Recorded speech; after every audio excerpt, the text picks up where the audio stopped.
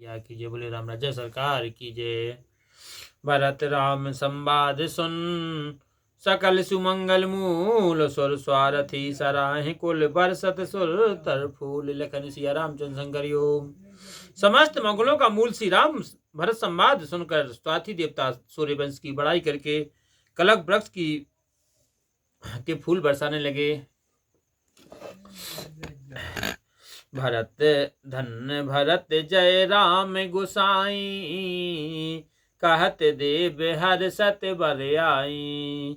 सुन मिथिलेश सभा सब काहू, भरत बचन सुन भयऊ छाहू।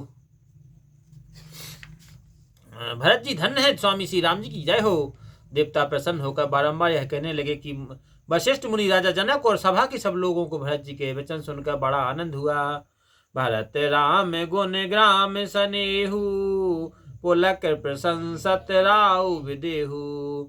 सेवक के स्वामी स्वभाव सुहावन, नेमो प्रेम अति पावन पावन।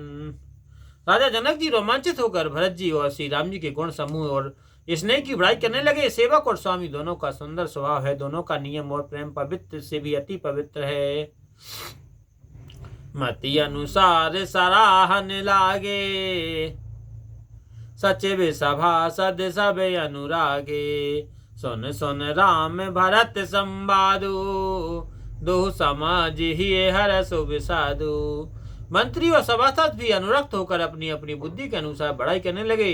श्री राम भरत संवाद सुनकर दोनों समाजों के हृदय में आनंद और दुख दोनों हुए। राम मात दुख सुख समझानी, कहे गुण राम प्रबोधि रानी। एक कहीं रघुबीर बड़ाई, एक सराहत भरत भलाई। श्री राम माता कौशल्या ने दुख और सुख को समान जानकर गुण दोषों को कहकर रानियों को समझाया। कोई तो श्री राम जी के बड़प्पन और कोई भरत जी की भलाई की चर्चा करती हैं। अत्रि कहूं तब भरत सन, शैल समीप सुकूप। और राखें तीरथ तोय तहां, पावन यमहे अनूप। लखन सिया रामचंद्र शंकर योग। तब अत्रि ने भरत जी से कहा कि पर्वत के पास ही एक सुंदर कुआं है, उसमें यह तीर्थों का पवित्र अनुपम और अमृत रूप जल रखिए। भरत यात्री अनुशासन पाई, जल भाजन सब लिए चलाई। सानुज आप आत्रि मुनि साधु, सहित गए जहाँ कूप अगाधु। अत्रि मुनि की आज्ञा पाकर भरत जी ने तीर्थों के जल के सब पात्र आगे भेज दिए और शत्रुघ्न समेत आप मुनि और साधुजनों को संग ले वहां पहुंचे जहां अथाह कुआं था।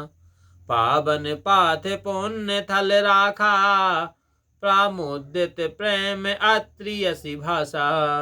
तांति अनाद से थलेहु, लोप्यों काल विदित नहीं केहू। और वह पवित्र जल उस पुण्य स्थान में रख दिया। तब प्रसन्न होकर अत्रि मुनि सप्रेम बोले कि हे तात, यह अनादि सिद्ध स्थल है, काल चक्र से लोप होकर किसी को मालूम नहीं है। तब सेवकन सरस थल देखा, कीन सुजल हित कूप विशेषा। विधि बस भयऊ बैस उपकारू, सुगम अगम यति धर्म विचारू। जब सेवकों ने जलमय स्थान देखा तब सुंदर जल के लिए एक विशेष कुआं बना दिया। देव योग से संसार का उपकार हो गया, धर्म का आगम विचार सुगम हो गया। बोले रामायण में की जय।